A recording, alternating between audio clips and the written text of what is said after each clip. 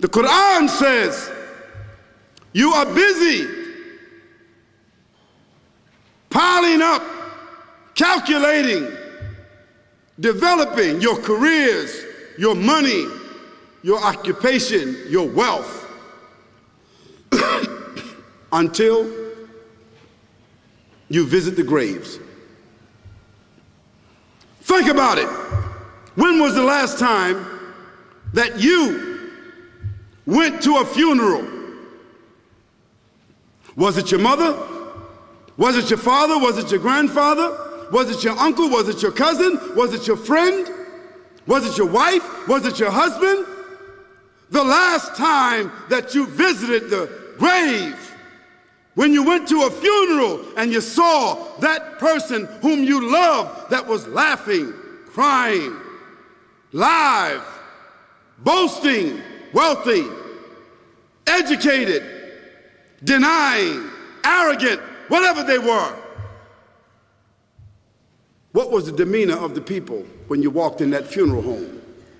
When that person was stretched out in their last suit? What was the demeanor? Were the people cracking jokes? Were they dancing? Were they clapping and singing songs? No. Silence. Melancholy. Trauma. Why? Because every person that walked in that room, seeing that person stretched out, the first thing they thought about was not the person. The first thing they thought about was that one day, this will be me. So Allah said, Alhaakumut takathur. All of us, all of you are engaged in running your mouths, doing your business, multiplying, buying houses, cars, business, whatever you're doing. And when you're told about God, religion, life, morality, you're saying, look, I ain't got no time for that. I got no time for that. I don't want to hear that. I don't even believe in God. Matter of fact, I don't even know if I'm going to die, and if I do, maybe I'm coming back again. As a matter of fact, science is so sophisticated that I think really that they're on the verge of being able to solve the whole thing of death soon. We ain't got to die. If we got enough money, we don't even have to die. See how arrogant people can be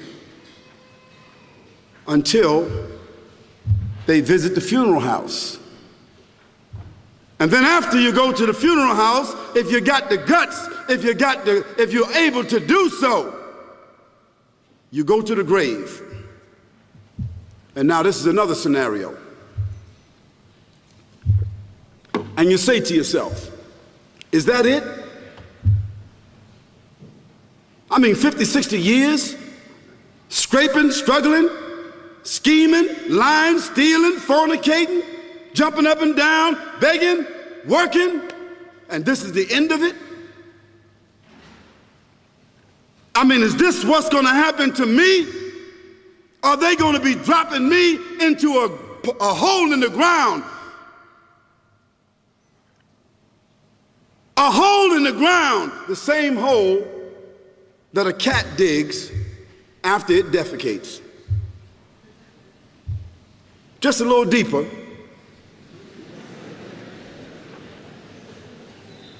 But for the same reason. The cat digs a hole because the cat has dignity. Something that human beings don't seem to have. Instinctively, the cat digs a little hole, covers it up. Humans have got to be taught to do that. But it's for the same reason. So you and I, we're going into a hole a little deeper than the one the cat dug. And all the people that's crying, pulling out their hair, screaming, almost acting like they falling in the thing with you. They want to just jump in there with you. Not really though, you know, it's all an act. Because ain't nobody really going to jump in there and stay in there. They don't love you that much.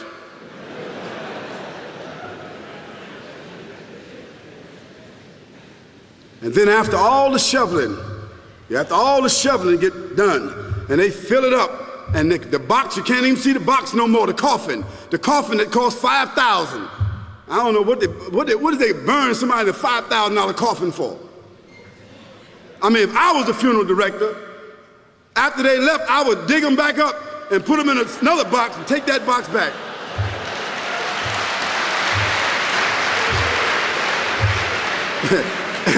and honestly, I'm telling you, that's what they do. Yeah.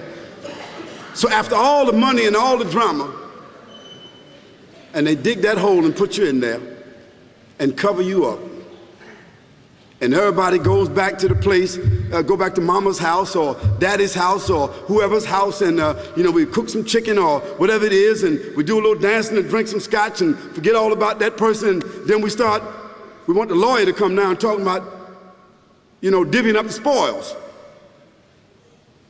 So if that woman who died had a husband, somebody else is gonna marry him, you know that. And that man who died, that woman, in about 6 months or a year of grieving or whatever it is, she gonna come to understand that she needs somebody else to be with, so she gonna marry somebody. So that means if his suits are still in the closet and he can fit them, who gonna wear them? So it really means that after all this time, and the people walk away from that grave, it's over. What about that person in the grave? What's happening? Because you know and I know that death is almost like sleeping. Death is like sleeping. Your body is gone. Your body is dead. Your spirit is gone, but your consciousness is there. Yes, brothers and sisters, you and I are going to know when the people put us in that box and put us in the grave, we are going to know. Your spirit is gone. You can't shout. You can't call out. You can't say, don't leave me here. But you're going to be hearing and you're going to be seeing, because that's a different kind of consciousness. But you can't move. And in that grave, this is when the real trauma is going to begin.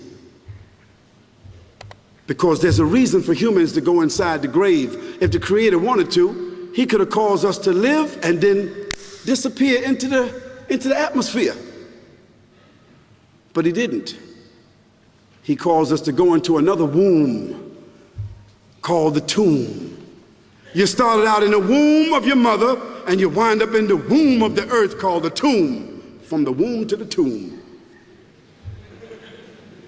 This is the whole trip. And this is what you have to think about. That grave is going to be a place of drama and trauma. A place where you're going to be questioned before you're resurrected. And brothers and sisters, do you think that human beings that have the ability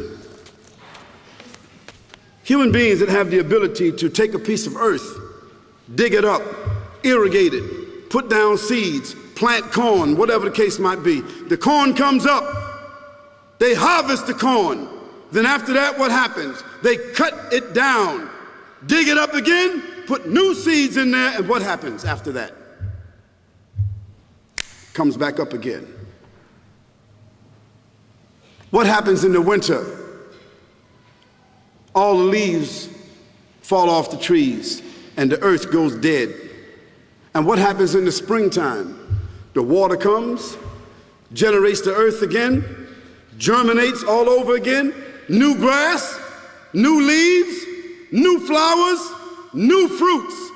So Allah says, and a sign for them is the dead earth. After that, we give it life. And then you eat the fruits from that. So Allah says, the one who gave you life in the beginning, is He not able to give you life all over again in order to judge you? Yes, certainly. You may want to deny it because you don't want to be judged.